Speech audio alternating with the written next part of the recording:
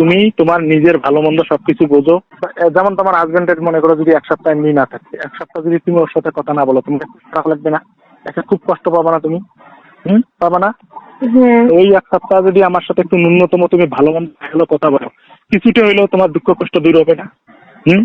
হবে না? কিন্তু তুমি আমার কথা কখনো রেকর্ড করবো না, কখনোই কারোর সাথে কথা শেয়ার করবো না, কথা বলা শেষ করে কল লিস্ট গুলো কেটে দিবা। কটা কেটে দাও না? হ্যাঁ। তুমি যদি এইভাবে সারা জীবন থাকে তোমার নিজের যৌবন নষ্ট করতে চাও, সেটা করো। তুমি খালি আমাকে একটা প্রশ্নের উত্তর দাও তো, তোমার এখন যেরকম যৌবন আছে, শরীরে যেরকম চাইতে আছে, তোমার হাজবেন্ড যদি 7 বছর পর আসে, 7 বছর পর তোমার শরীরের এইরকম যৌবন থাকবে, এরকম চাইতে থাকবে? তোমার এখন বয়স 25, তখন বয়স 25 থাকবে? থাকবে? থাকবে?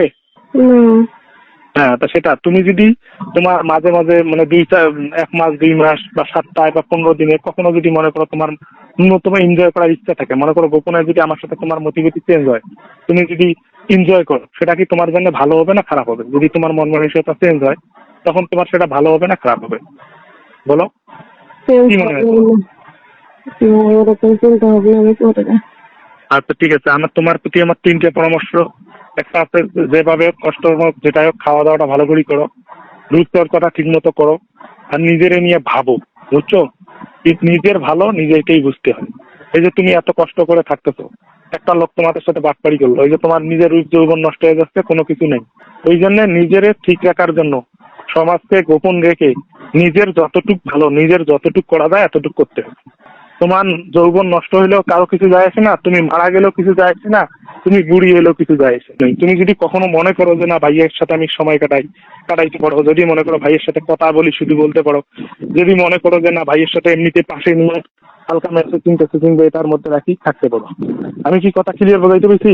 এই জন্য তুমি যদি এখন মনে করো যে আমি আমার স্বামীকে মানে ধোকা দিচ্ছি বা স্বামীর সাথে আমি ইয়ে করতেছি, এটা আলাদা বিষয়, কারণ তুমি তখন বাধ্য। তুমি চাইলেও তোমার স্বামীরে তুমি রাজে পাবো না। এই জন্য একটা তোমার স্বামী কাছে থেকে যদি তুমি কিছু দুষ্টামি করো, সেটা একটা আলাদা কথা। আমি কি কথাটা তোমার ক্লিয়ার বোঝাইতে পেরেছি? ওই জন্য তোমার মন মস্তিষ্ক যখন চেঞ্জ হবে, তোমার যখন কোনো কিছু মনে হবে, তখন আমাকে ডাকবা বা আমার সাথে কথা বলবা, যেটা ভালো লাগে সেটা করবে। কিন্তু কখনো মন খারাপ করে থাকবে না, কখনো রূপচর্চা না করে থাকবে না, কখনো নিজেকে কষ্ট দিবে না। আমি কথাটা বোঝাইতে পেরেছি? তা ঠিক আছে, আজকে আর কথা বলার সুযোগ হবে না, কালকে আমি তোমাকে আবার ফোন দিব। হ্যাঁ?